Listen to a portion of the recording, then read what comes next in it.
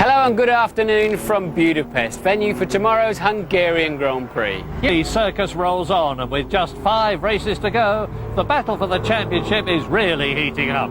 It's Saturday, it's tea time, it must be F1 special.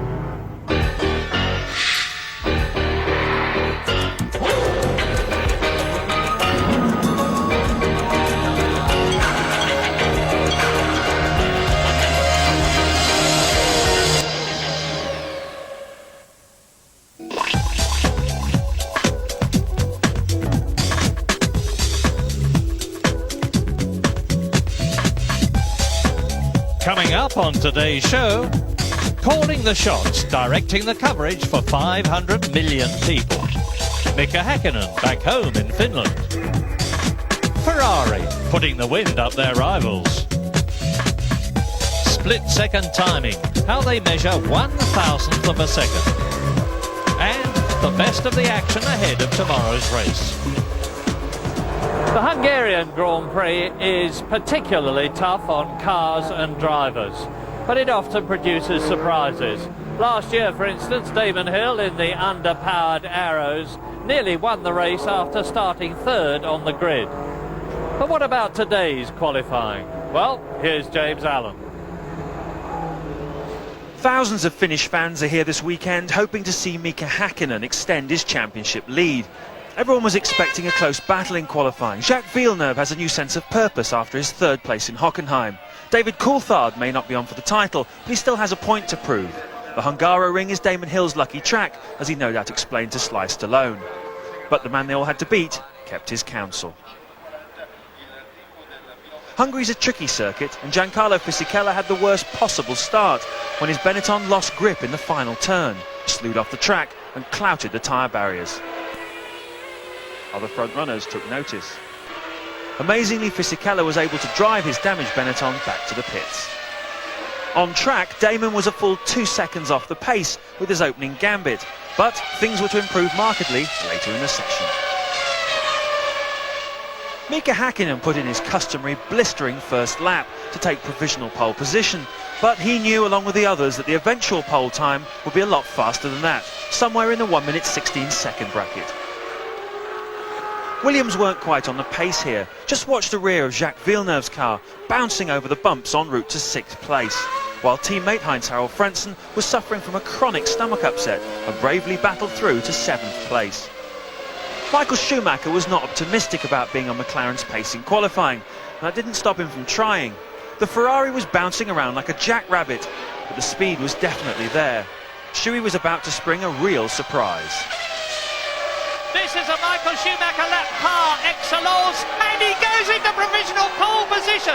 I mustn't get too excited because there's a long way to go. Never a truer word spoken. The McLaren was working beautifully around here, the rear end hardly flinching over the bumps. Coulthard snatched pole back from Schumacher immediately. The stage was set for another Häkkinen special. The Finn worked the superior handling McLaren to death over the curbs en route to his 8th pole position of the year. Party time for the Finnish contingent.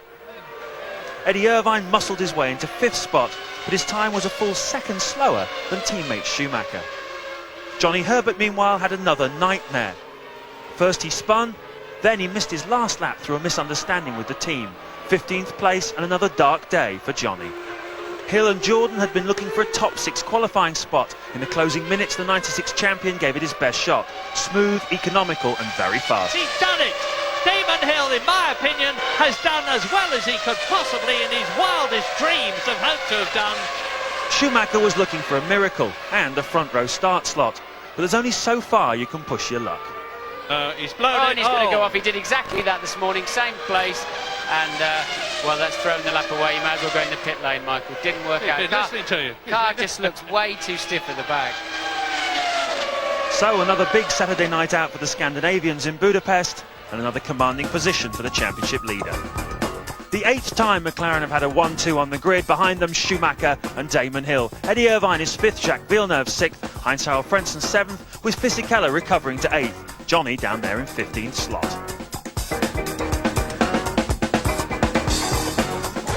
I was expecting a bigger gap for the 2nd place, but it was more difficult than I expected, and I think that David pushed really hard and he was performing really well. On my best lap, I knew I was a little bit conservative in a couple of corners because I didn't want to outbrake myself. And when I tried on the next run to pick up on that, I did actually go quicker, but then overcooked it in one of the turn 11 and ran over the curb. So I hope to use the experience on the last run, but I was a little bit late going out and caught some traffic, so I had to back off. I'm pretty confident, to be honest. I mean, in qualifying you push it very much to the edge. In the race you calm down a bit and you then look for consistency rather than for the single lap time, and we'll see then. On the last run, yeah, the car was pretty good. I was very happy with the balance on the car on old tyres, not so much on new tyres, but we got it right for the last run. I just didn't use the last set very well. We always look competitive all weekend. I mean, I lost a bit of time because of a frost in turn 2, in the middle of turn 2, but in truth, you know, there's a second between me and Michael, and I certainly couldn't have made up a second gap even without the frost there. But we were competitive, and that's a good thing. We're definitely going to give them a hard time. Whether it's hard enough, whether the cushion is big enough for them or not, I'll show you tomorrow. I've been racing here such a many years already in Hungary, and this is definitely the best car I've ever driven, and it just handles really well and it's really smooth. So Hakkinen on pole yet again. Now, you may have heard Murray and I complaining that the TV directors missed some of the important action in whichever country we happen to be in, but it's not always quite as easy as it seems. Due to the number of cars and the number of cameras all around the circuit, it's a pretty tough job. The subject of this week's F1 People is the man who has to cope with the Luxembourg, Austrian and German Grand Prix as the TV director.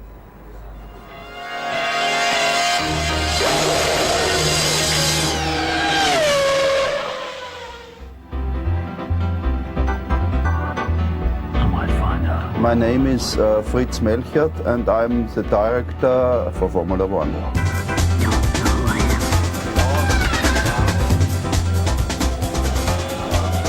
The work of a director in Formula One is to mix 40 pictures to one picture. This picture is the most important picture for all viewers at home. Coming in 10 seconds. If I tell, please follow Schumacher, all cameramen listen to me and are able to show Schumacher. But besides Schumacher, we have also to take care of Hakkinen, to take care of Coulthard, to take care of Hill. So we follow Schumacher, but have an eye still on the other. Helicopter next is Schumacher. We have two helicopters here. One helicopter is with a Westcam camera. This is a camera where a man sits in the helicopter with a joystick. Then we have a turn link to get the feed from this camera here to this truck. A second helicopter is in the air to have the 4 onboard cameras. The signal goes from the car up to the helicopter 1 kilometer high, and the picture comes then back down to our truck. We have here 3 remote cameras, hot head cameras. This is a camera which works on the pit wall and looks inside the boxes. Dann Steiger, Coulthard. Und 1, Coulthard. Und 1. Come on. Fastest lap, good. At the moment, the busiest thing is the qualifying on Saturday, especially if you have a situation as in Austria. If you have 30 minutes, nothing on the track because it is raining, and then in the last 5 minutes you have 22 cars on the track, and you have still to show the fastest lap of each racer, but you have here the timetable, you have the monitor with the controlling for this, and it's also a little bit luck. Achtung, 8, erstes Auto. Hakkinen ist schnell. Kommt in die 9 als erstes. 9. I have to do the best thing what I can do. I always said, inside the truck, I always say to my colleagues, okay, this picture is for my mother. And then they know, because I want to have the best picture. And if my mother likes, I know millions of other people who like this picture. Sehr gut, bravo. Top man, Fritz. Now, with aerodynamics all important, Formula One teams use wind tunnels to maximise their performance on the racetrack. Ferrari's just opened a very impressive new facility, and of course, it's very special. Built on a greenfield site at their Maranello headquarters, this is perhaps the most sophisticated and elegant facility of its kind anywhere in the world. At the heart of the tunnel is a huge fan, 5 metres in diameter, which produces an airflow equivalent to 125 miles an hour. Rory Byrne is Ferrari's chief designer. Wind tunnel development work is absolutely essential in Formula One, so every team does wind tunnel research. But the advantage of having your own tunnel as opposed to hiring a tunnel, A, is that you've got the use of it all the time. B, you can update the facility, you can make changes to the facility. In a nutshell, it gives you exclusivity, it gives you more research time in the tunnel because you've got a tunnel available full time. The car is in fact a 65% scale model of this year's Ferrari. It sits on a rolling road powered from below, while smoke streamers and sensors on the car provide feedback to the engineers. It's like all experiments, you need constant conditions. You need a constant set of conditions in which to develop. And that's why we use the wind tunnel rather than a car, because on the circuit, wind changes, circuit temperature changes, so you're getting all sorts of changes that you can't control, and those really prevent you doing the sort of experiments we can do in the wind tunnel on the car, because we're looking for very small improvements. I mean, improvements of the order of 1%, improvement in aerodynamic efficiency is a significant improvement, and it's quite difficult to get that level of repeatability on an experiment at the circuit on the car.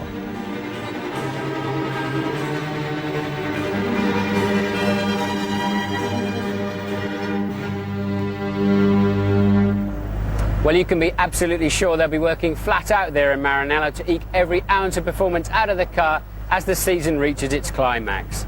Now, they call Budapest the Paris of Eastern Europe. It's a very historic city, but the modern world of Formula One can still add some buzz.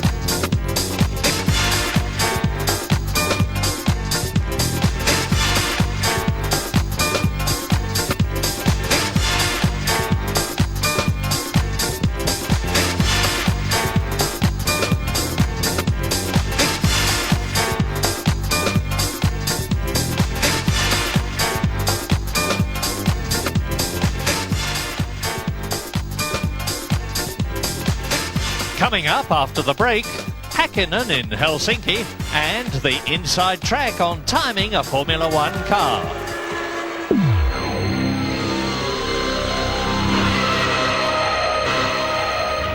Welcome back. A year ago, Mika Häkkinen hadn't even won a Grand Prix. Now he looks a dead cert for a Formula One World Championship. He's answered the critics. Louise Goodman takes a look.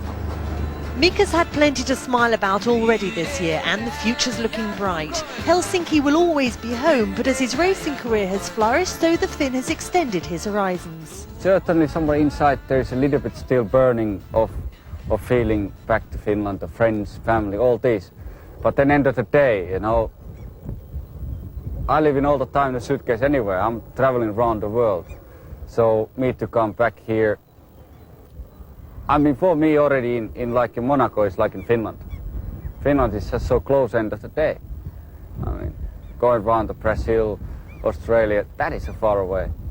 But Europe is end of the day, very small place.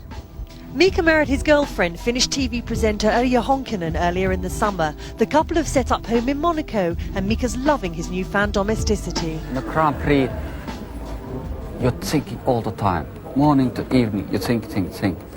And after 2 days, if you have a chance to be home, you realize, hey, no, there's no rush anymore. Don't have to rush anymore anywhere, and you can just take it easy, have a walk, go in a cafeteria like this to have a coffee and read the paper, and you can relax. It's funny if you look in this, I'm not smiling too much. And even these days, if you saw me winning in Brazil or Melbourne, I was not smiling too much. And that is my character. At the moment I feel full of energy. I'm looking forward to go to the next race. And I feel like the season even hasn't started yet. You know, like in the past, already this time of the year, I feel like, I have to go to the next race and I'm not going to have a chance to win a championship this year. Now I know I got the chance. So I'm full of energy and I try to win it. It's already been a fantastic year for Mika, and with his title chances growing stronger race by race, the best could be yet to come. On many occasions this year, Mick has been at the top of one of these, the official timing screens. All the drivers dream of being at the head of the queue to say they're the fastest in the world. In fact, whenever the cars join the racetrack, all eyes in Formula One are on these.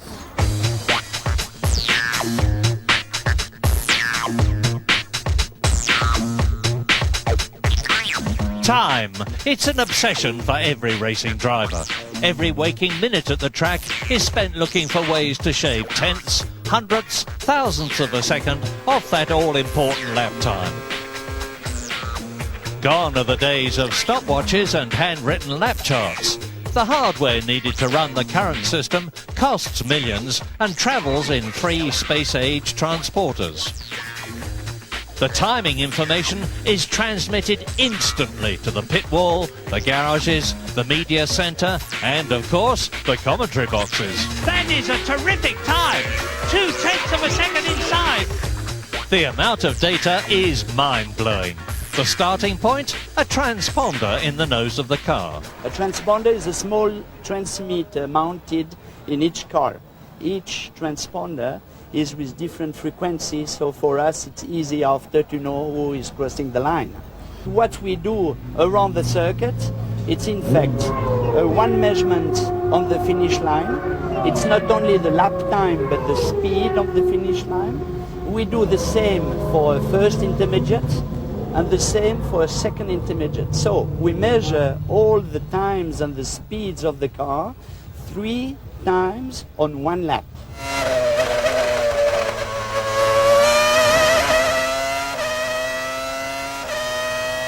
At top speed, 1,000th of a second represents just 9 centimetres on the track. But at Jerez last year, 3 cars incredibly recorded exactly the same time.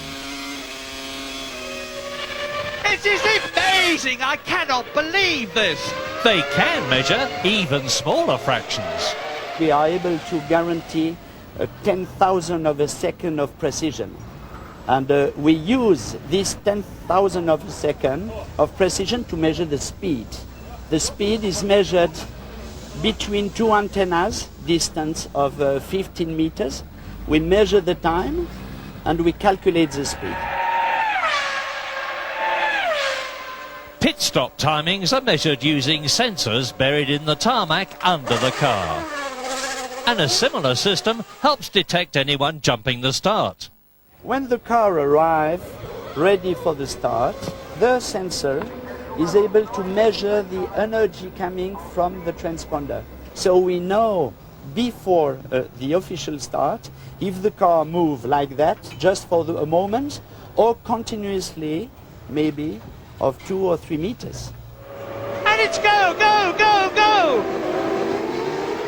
The improvement in timekeeping is maybe not the same as the Formula 1 car, but you have each year something new, a new measurement, a new value, a new something which facilitates the understanding of the TV viewers for the race.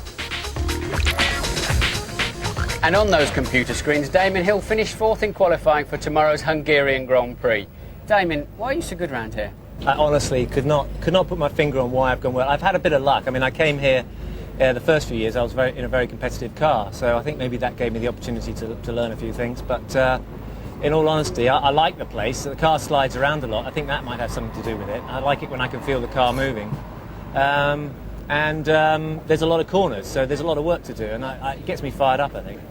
So what you're saying is it suits your driving style? I think there has to be something in that, but the truth is that I could not do it without the equipment, and the Jordan team have worked like maniacs to try and get the car improved on these kind of circuits. And you have to think back to our performance in Argentina and Monaco, where we were really struggling, and to qualify fourth here is a vast improvement. Since you left Williams, you've had a barren spell really by your standards, a year at Arrows and the first part of your season with Jordan. How do you cope with that? Well, it is the tough bit. I mean, it's the bit where you don't know whether it's ever going to get good again.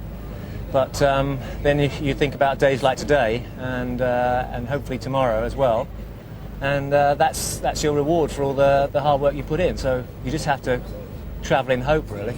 Frentzen took your place at Williams. He's done more or less absolutely nothing with it in a year and a half. Do you have a little quiet snigger at that? No, I might sort of refer to that as perhaps an indication that it's not always a matter of having the best equipment, and it's not always as simple as saying, oh, because you've got the best equipment, therefore you can get the results will come easily. There's a lot more to Grand Prix racing than that. Heinz-Harald Frentzen has not done the miracle job that I think Frank expected of him, and I think it just shows that it is a lot more tougher than it looks. Will you be driving for Jordan next year?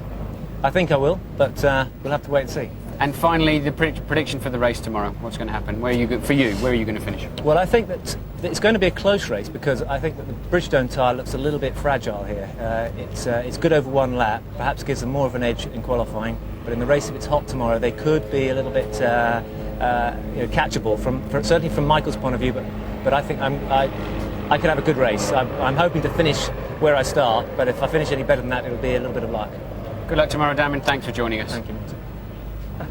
Great to see him back, isn't it? But could he win tomorrow? Well, stranger things have happened. ITV's Hungarian Grand Prix race coverage starts at 12:20 tomorrow with all the latest pre-race news. And we leave you with a driver's eye view of the Hungaroring.